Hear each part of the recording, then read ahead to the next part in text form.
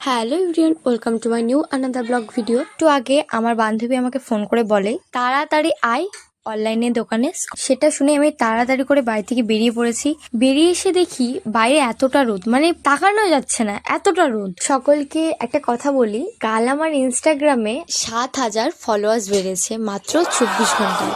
এটা অনেক কারোর জন্য ছোট ব্যাপার হলেও আমার কাছে বিরাট বড় ব্যাপার। আমি যখন নতুন নতুন ভিডিও করি আমি ভাবতে পারিনি যে সবাই আমাকে এতটা সাপোর্ট করবে, তাও আবার একটা বছরের মধ্যে। সবাইকে অনেক থ্যাংক ইউ আমার পাশে থাকার জন্য, আমাকে সাপোর্ট করার জন্য।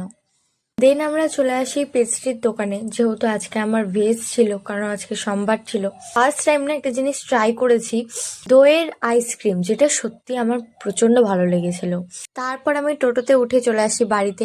বাড়িতে এসে দেখি আমার মা খুব সুন্দর সুন্দর রান্না করেছে। চলো তোমাদের সাথে শেয়ার করে তোমাদেরকে দেখাই। এই যে এখানে আছে আলু করলা ভাজা, পটল ভাজা, আলু সেদ্ধ, আর আছে থোড় ভাজা। ভাই এত ভাজা কে খায়? সোমবার করে শুধু আমি বাড়িতে একমাত্র নিরামিষ খাই, কেউ খায় না, তার জন্য আমার এক্সট্রা করে করতে হয়। তাই বলে সবই ভাজা ভাজা?